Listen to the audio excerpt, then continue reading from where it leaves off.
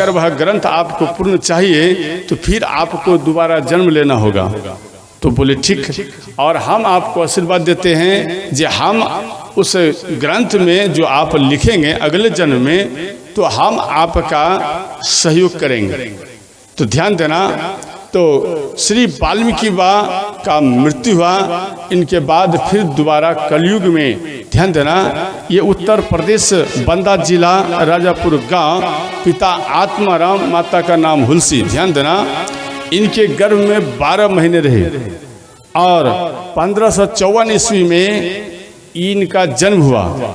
जब इनका जन्म हुआ ये राम राम करते हुए जन्म लिए और इनके 32 दांत थे। ध्यान देना, 32 दांत थे, और ये 32 दांत जो थे और राम राम बोलते हुए, तो इनकी माता हुलसी ये कहने लगे जे राम, ये मेरा तो बालक एक छोटा सा है, परंतु इनका बोल देखो राम राम है, और दूसरा है ये राम राम भी बोलता है। राम राम बोलने के बाद इनको 32 दांत हैं। तो अब मन में सोच रहे हैं कि मैं अपने बालकों क्या नाम रखूं, तो अंत में इनका नाम रखे रामगुला। समझ गए, रामगुला इनका नाम रखे। तो रामगुला, ध्यान देना, जब 12 महीने के बाद बालक जन्म लेता है तो माँ को बहुत पीड़ा होता है, तो इनके अंदर में ये पीड़ा होने लगे। तो वहाँ पर इनकी दासी थी ये माता हुलसी के, तो उनको बोले जे दासी, लग रहा है ये हमारा बस शरीर काम नहीं करेगा, इसलिए अब लग रहा है ऐसा करो, आप मेरे रामगुला का सेवन करो। तुलसीदास जी महाराज का पहले नाम था रामगुला, इनकी माँ का नाम दिया हुआ है। गुरु महाराज जब तिलक देते हैं तो वो एक नया नाम उनके साथ देते हैं। तो ध्यान देना, तो रामगुला का मुख का चुमन करते हुए माता हुलसी वो रोती हैं, कहते हैं पुत्र देख, अब मेरा शरीर काम नहीं कर रहा है और हम आपका सेवा नहीं किया, हे पुत्र आप हमें क्षमा करना, और अब हम आपको छोड़कर जा रहे हैं। जब किसी माँ का मृत्यु होता है, मानो उनके बालक या बालिका छोटी हैं, उस माँ को तो पीड़ा होता ही है, परंतु पुत्र से या पुत्री से बिछड़ना ये महापीड़ा उसके अंदर में मृत्यु होता है। इसलिए माता वो हुलसी रोने लगी, और रोते हुए क्रम में वो बार बार कहती हैं, दासी इसे कभी कमी महसूस मत होने देना, जिनकी माँ का मृत्यु हो गया है, और इनका लालन पालन करना एक पुत्र के समान और आप करना माँ के समान। बोले ठीक है माता। तो अंत में माता हुलसी का मृत्यु हुआ, दासी इनका सेवन करने लगे। तो अंत में कुछ दिनों बाद ये दासी भी रही और इनके पिता आत्माराम दुबे का मृत्यु हुआ। इनके बाद केवल एक रह गई दासी और ये रामगुला। अब रामगुला का सेवन करते करते 5 साल बीत गए दासी का। तो अंत में दासी का भी शरीर काम नहीं करने लगा, वृद्ध थी। अंत में बोले बेटा अब तो हमारा मृत्यु हो जाएगा, तो आप कैसे भोजन करोगे, कैसे रहोगे। वो 5 साल का बालक वो रोते हुए कहने लगे जे माँ, वो दासी को भी माँ कहने लगे जे माँ आप हमें छोड़ के चले जाएंगे तो माँ फिर हम किस प्रकार से जिंदगी निर्वाह करेंगे। बोलो माँ। ये बात सुन करके दासी को बहुत चोट आए। अंत में दासी उनके मुख का चुम्बन किए, बोले बेटा मेरा अब शरीर काम नहीं कर रहा है, अब हम जी नहीं पाएंगे। तो अंत में दासी का मृत्यु हुआ। तो रामगुला रोने लगे जे माँ उठो, माँ आप हमें छोड़कर कहाँ जा रही हो, माँ उठो। इस प्रकार से रोते हुए रामगुला ये दासी को जगा रहे हैं। गांव वाले को मालूम पड़े ये रात्रि का घटना हुआ, ये दासी का मृत्यु हुआ। रात भर रामगुला उनके शरीर को हिलाते रहे, बोले माँ आप जगो, माँ जगो, मुझे भूख लगा है, माँ आप जगो, आप जगो, माँ जगो। बार बार रात्रि भरी हिलाते रहे और दासी का तो मृत्यु हो गया, तो उठ नहीं पाए। अंत में रामगुला रात्रि भरी माँ माँ कहकर चिल्लाते रहे। समाज का व्यक्ति को मालूम पड़ा जे ये दासी का मृत्यु हो गया है, ये बालक रो रहा है। ये बालक बार बार कह रहा है माँ हमें भोजन चाहिए, माँ हमें भोजन चाहिए। इस प्रकार से रो रो करके रामगुला रात्रि भरी रोते रहे। समाज का व्यक्ति इनको देख करके रामगुला के पास आए और रामगुला को गोदी उठा लिए और रामगुला को लेकर के अर्थी बनाए। इधर इनके बाद उसमें दासी को सुलाए, दासी को सुलाकर इनके बाद कर्म संस्कार इत्यादि सब उनको बालकों के द्वारा किए। इनके बाद समाज में एक शब्द फैल गया, जे रामगुला को जो कोई भोजन देता है उनका ही मृत्यु होता है, इसलिए समाज का व्यक्ति इनको भोजन देना बंद कर दिया। तो 5 साल का बालक वो एक दरवाजे के पास गया और दरवाजे के पास जाने के बाद वो उन किवाड़ को खटखटाए, तो किवाड़ को खोलने के बाद ये रामगुला बोले माँ हमें थोड़ा सा भोजन दे दो, जब हमें भूख लग गया है। तो इनको देख करके रामगुला को देख करके किवाड़ को बंद कर लिया। वो किवाड़ को खटखटा रहे माँ हमें भोजन दो, माँ हमें भोजन दो, माँ हमें भोजन दो। अंत में वो दरवाजे को नहीं खोले तो रामगुला फिर दूसरे दरवाजे पर गए और दूसरे दरवाजे पर जाकर के फिर किवाड़ को खटखटाए, बोले माँ हमें भोजन दो, हमें बहुत जोरों से भूख लगा है। जैसे इनके बात को सुन लिए किवाड़ को नहीं खोली। एक माता अपने बालकों को भोजन पवा रही थी, उसी समय ये रामगुला पहुंच गए, बोले माँ थोड़ा सा हमें रोटी दे दो, जहाँ हम 4 दिन से भोजन नहीं पाया है, माँ थोड़ा सा रोटी दे दो।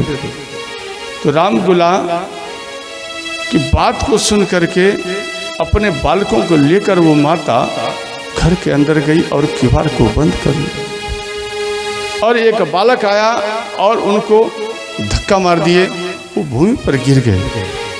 बारिश पड़ रहा है तो रामगुला बारिश में खड़े हैं और धूप तेज है। उस धूप तेज में वो रामगुला धूप में खड़े हैं। कोई माता उन बालकों को भोजन नहीं पवा रहे हैं और वो रो रहे हैं।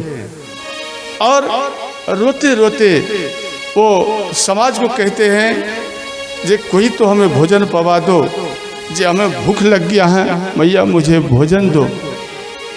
उनका मुख सूख रहा है, कोई भोजन नहीं दिया। तो उस समय एक मेला लगा था, उस मेले में समाज का व्यक्ति जा रहा था तो रामगुला भी इनके पीछे पीछे चल पड़े और इनके पीछे पीछे बाजार में आए, ये मेले में आए।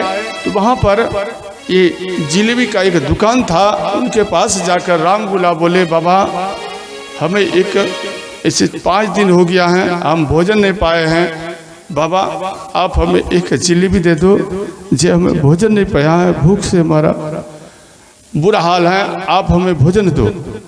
बोले नहीं नहीं आप आगे जाओ। उनको एक धक्का दिए, रामगुला भूमि पर गिर पड़े। इनके बाद वो रोने लगे, बोले माँ अगर आज आप रहती तो आज हमें ये दिन देखने को नहीं मिलता जो आज मेरे ऊपर बीत रहा है। माँ मैं कैसे जीऊँगा और मैं कैसे रहूँगा और कैसे मैं मरूँगा माँ, ये मुझे मालूम नहीं चल रहा है। कैसे जिएंगे कैसे मरेंगे, कैसे जिएंगे कैसे मरेंगे, कैसे जिएंगे कैसे मरेंगे, कैसे जिएंगे कैसे मरेंगे, जीने का कोई सहारा नहीं, जीने का कोई सहारा नहीं है, कैसे जिए कैसे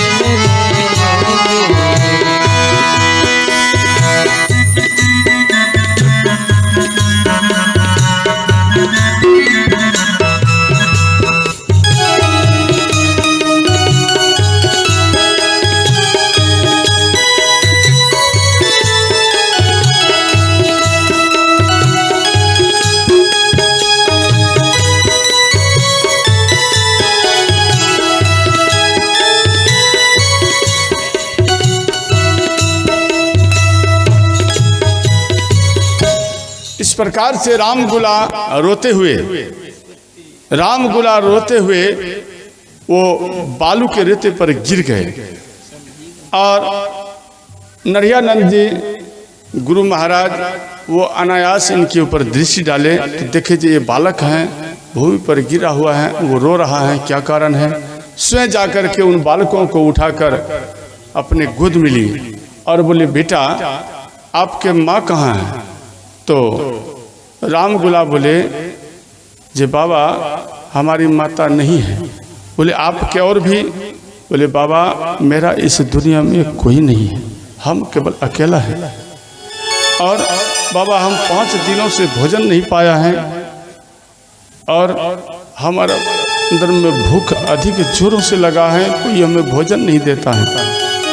तो बोले क्या सच में आपका कोई नहीं है। बोले नहीं, एक दासी थी, वो मेरी माता समान, उनका मृत्यु हो चुका है, अब हम केवल अकेला ही।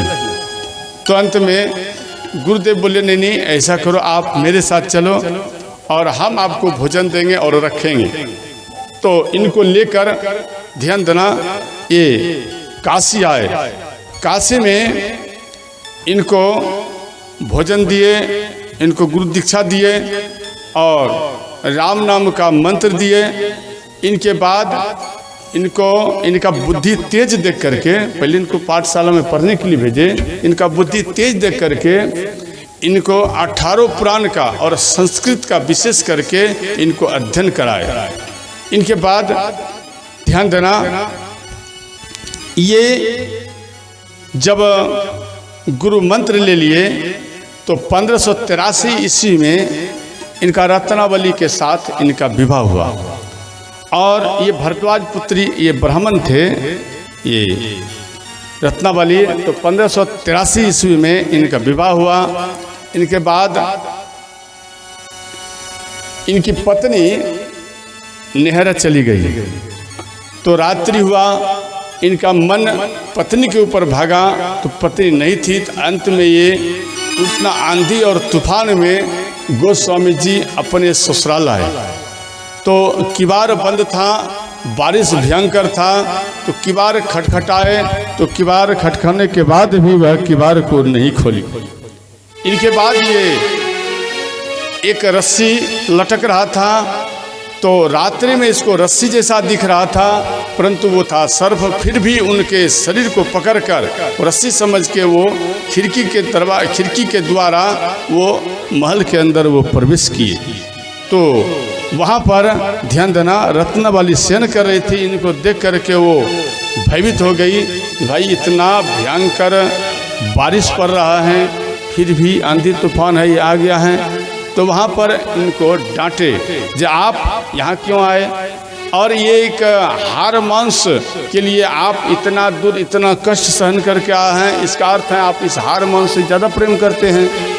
देखो इस हार मांस पे आप जितना प्रेम रखते हैं, इससे अगर आधा भी आप भगवान श्री राम से प्रेम करते तो आपको अब तक भगवान श्री सीताराम मिल गए हुए रहते। तो इनके अंदर में ये बात सुन करके वैराग्य धारण हुआ। तो जैसे ही वैराग्य प्रकट हुआ तो इनको ज्ञान का चिक्षु जगा। तो ध्यान देना ये तुरंत अपने पत्नी के चरण में प्रणाम किए, बोले माता आज तुमने जो हमको ज्ञान दिया है, जो उपदेश दिया है, तो ये उपदेश इस ज्ञान से आज हम प्रसन्न हैं। हे माता मेरा अंतिम प्रणाम स्वीकार करो। यानी अपने पत्नी को माँ रूप में उस टाइम देखे। वैराग्य जब प्रकट हुआ तो उनको माँ के जैसा रूप में प्रणाम किए। इनके बाद ध्यान देना चरण में प्रणाम करने के बाद ये काशी आए। काशी में आकर ये एक डेली राम कथा करते थे और सुबह जब होते थे तो सुबह ये मलमूत्र इत्यादि के लिए जाते थे।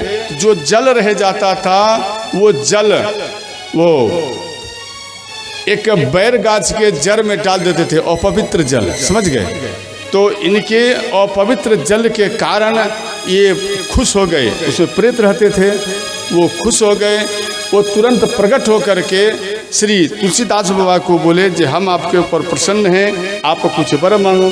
तो तुलसीदास बाबा बोले देखो अगर आप हमारे ऊपर प्रसन्न हैं तो आप ऐसा करो, आप हमको भगवान श्री राम से मिला दो। तो वो बोले नहीं, हमारे अंदर में ये सामर्थ्य नहीं है जो हम प्रभु श्री राम से आपको मिला दें। आप ऐसा करो, आप जब राम कथा करते हैं उन राम कथा में भगवान हनुमान जी आते हैं, प्रथम यानी पहली उपस्थिति हनुमान जी की होती हैं, इसलिए आप हनुमान जी को आप शरण में चले जाइए, यानी हनुमान जी के शरण में जाइए, तभी आपका कल्याण होगा। तो अंत में बोले ठीक, पहले आते हैं। गोस्वामी जी जब कथा किया करते थे तो उस समय पहले देखने लगे जो भाई कौन आते हैं।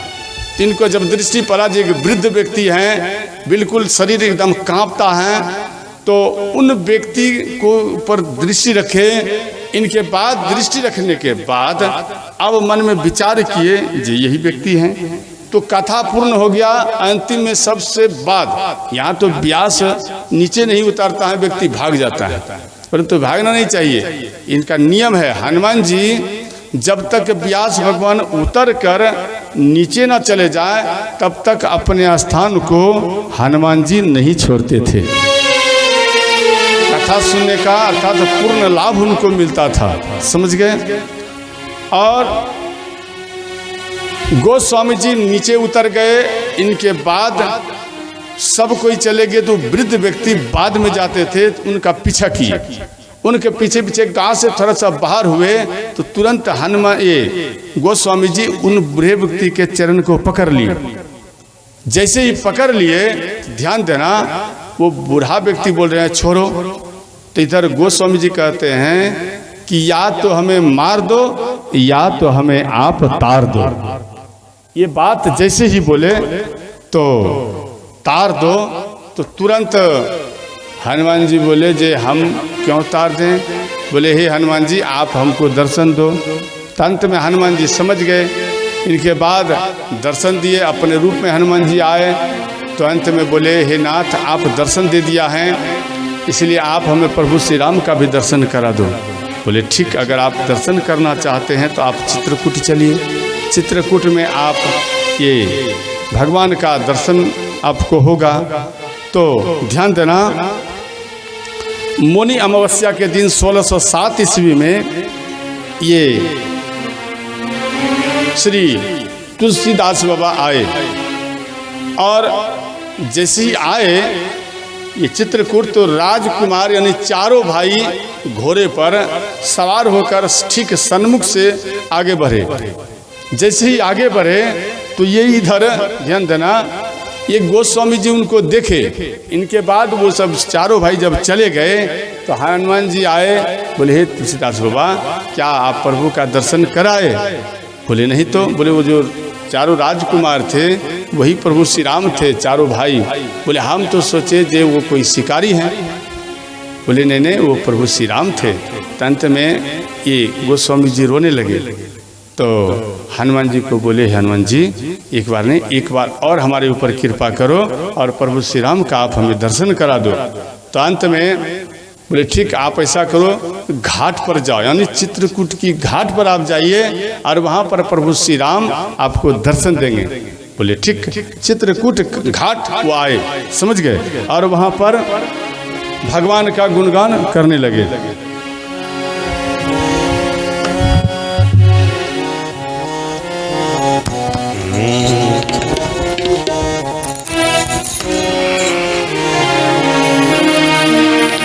सीताराम सीताराम सीताराम कहिए, जही विधि राखे राम तहे विधि रहिए। सीताराम सीताराम सीताराम कहिए, जही विधि राखे राम तहे विधि रहिए। सीताराम सीताराम सीताराम कहिए, विधि राखे राम कहे विधि रहिए। सीताराम सीताराम सीताराम कहिए जय विधि राखेरा जय विधि रे जय विधि राखेरा जय विधि रे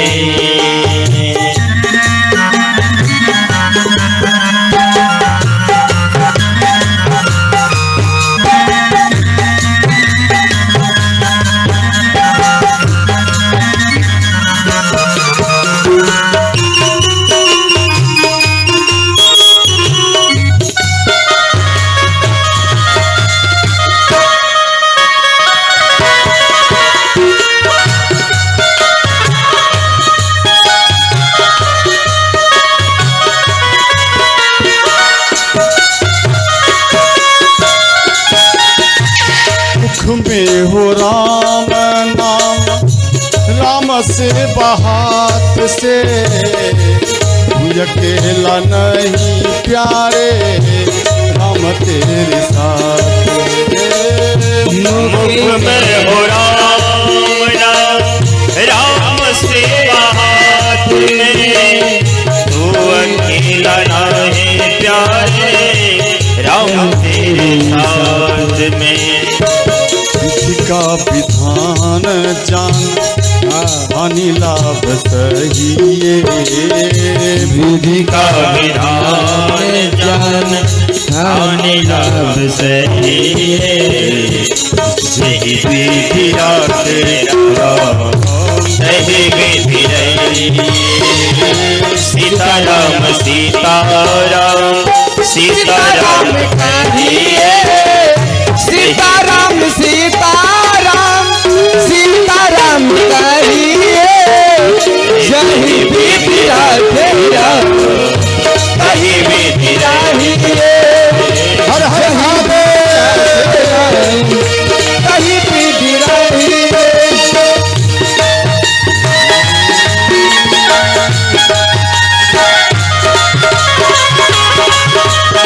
करताल बजाओ बाबा, करताल। सभी दोनों हाथों से ताली बजाएं।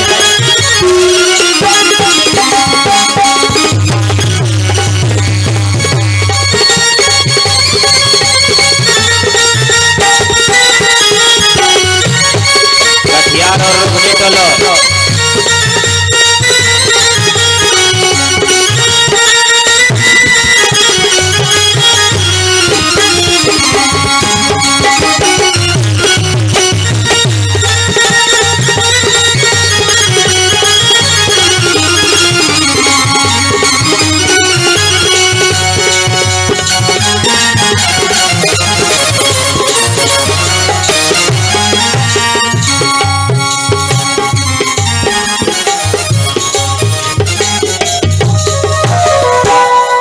ध्यान देना मेरी मैया। बोल दे वृंदावन बिहारी लाल की जय। आप सब बोलते नहीं हैं, मेरे पास तक आपका आवाज नहीं आता है, या मेरा आवाज आपके पास तक नहीं जाता है। दो में एक ही तो कारण होगा ना। हाँ, जरा जयकारा लगाओ। भोले बाबा मानो बगल में है, वो भी सुन नहीं पाए तो जयकारा लगाने से आपको क्या लाभ? बोलो बोले शंकर भगवान की। हाँ, ये अच्छा हुआ ना। हाँ, अब भगवान इससे भी मन में सोचेंगे नहीं नहीं बहुत व्यक्ति हैं। हाँ, तो ठीक। तो इस प्रकार गोस्वामी जी चित्रकूट के घाट पर आए, समझ गए, और वहां पर इनके मन में ये जिज्ञासा जगा जब मैं प्रभु श्री राम को तिलक लगाऊं। गोस्वामी जी के अंदर में सोच हुआ तो शिला लेकर और चंदन लेकर घिसने लगे। उसी समय एक बालक का रूप धारण करके भगवान श्री सीताराम यानी प्रभु श्री राम आए और गोस्वामी जी को बोले कि बाबा हमें तिलक लगा दो। तो गोस्वामी जी बोले नहीं नहीं, हम आपको तिलक नहीं देंगे। बोले क्यों? देखो स्वयं भगवान श्री ये प्रभु श्री राम बोल रहे हैं कि आप हमें तिलक लगाओ। जिनके लिए तिलक को घिस रहे थे वो स्वयं आकर बोल रहे हैं आप हमें तिलक लगा। और गोस्वामी जी कह रहे नहीं आपके लिए नहीं है। बोले किसके लिए? ये प्रभु श्री राम के लिए हम घिस रहे हैं। बोले अच्छा बाबा, आप जब प्रभु श्री राम को आप तिलक लगाना चाहते हैं, ये जितना चित्रकूट में साधु संत हैं, अर्थात इस संसार में जितना साधु संत हैं, वो सब टोटल राम ही है। इसलिए आप अगर प्रभु श्री राम को तिलक लगाना चाहते हैं तो इन सभी संतों को आप तिलक लगा दो। खेल खेल में ही प्रभु श्री राम को ही तिलक लग जाएगा। ये बात सुन करके गोस्वामी जी खुश हो गए। अंत में बोले ठीक है, तो वहाँ पर सबको मालूम कर दीजिए, सब कोई लाइन में आ जाओ और सबको स्वयं गोस्वामी जी तिलक लगाएंगे। तो वहाँ पर प्रभु श्री राम बोले कि बाबा आप ऐसा करो, आप घिसोगे भी, आप तिलक भी लगाओगे, आपको ज़्यादा मेहनत पड़ेगा। आप एक काम कीजिए, आप केवल तिलक घिसिए और हम स्वयं तिलक लगाते हैं, हम लगाते जाएंगे सभी संतों को, आपका जल्दी काम बनेगा। बोले ये भी ठीक। यानी प्रभु श्री राम की वाणी ही ऐसा था जो व्यक्ति का मन पिघल जाता था, इसलिए इनका मन पिघल गया। तो बोले ठीक है। तो इधर संत सब आते जा रहे हैं और गोस्वामी जी ये चंदन को घिस रहे हैं। तो यहाँ पर एक दोहा भी आया है, ध्यान देना, यहाँ पर दिया है, चित्रकूट की घाट पर भई संतन की भी, तुलसीदास चंदन घिसे तिलक देत रघुवीर। ध्यान देना, तिलक देत रघुवीर, यानी जो घिसते थे जल डाल के, तो वो तिलक देत रघुवीर, यानी स्वयं प्रभु श्री राम सबको तिलक दे रहे हैं। और ये तुलसीदास बाबा को पहले तिलक किए, प्रभु श्री राम स्वयं तुलसीदास बाबा को तिलक किए, इनके बाद सभी संतों को तिलक कर रहे हैं। और यहाँ पर दूसरा लिखे हैं, तिलक देत रघुवीर और तिलक लेत रघुवीर। तो प्रभु श्री राम कौन से तिलक लेते थे? जो अस्त्र बिंदु गोस्वामी जी घिसते थे तो राम की याद को करके गोस्वामी जी रो पड़ते थे, और उनका अस्त्र बिंदु जब ये चंदन में घिस जाते थे, जो अस्त्र बिंदु से जो तिलक तैयार होता था, वो तिलक लेत रघुवीर, यानी जो उनके अस्त्र बिंदु से घिसे हुए तिलक थे, वो स्वयं प्रभु सीताराम यानी भगवान श्री राम स्वयं अपने कपोल में लगाते थे, भगवान स्वयं तिलक करते थे। तो इसलिए तिलक देत रघुवीर, तिलक लेत रघुवीर, यानी दो वर्ड दिया गया। इनके बाद ध्यान देना, वहां से प्रभु श्री राम लुप्त हो गए। इनके बाद हनुमान जी आए, जे आप क्या प्रभु श्री राम का दर्शन किए? बोले नहीं, कहाँ किए, प्रभु श्री राम तो नहीं दर्शन दिए। बोले अरे महाराज जी आपको तिलक लगाए। बोले हमको कब लगाए? बोले वो जो छोटा सा बालक था वो कोई दूसरा नहीं था। बोले कौन थे? वो स्वयं भगवान श्री राम थे। अब तो इनके आंखों से बरबर अस्त्र बिंदु गिरने लगे, और तुरंत ये शिला पर से उतर कर जहाँ पर प्रभु श्री राम खड़े थे, वहाँ का मिट्टी, वहाँ का धूली अपने मस्तक में लगाए। जी भाई, यहाँ पर प्रभु श्री राम खड़े थे, इनका धूली ये हैं, उनको नयन में लगाए और माथे पर लगाए। इनके बाद वो फिर अयोध्या आए। ध्यान देना,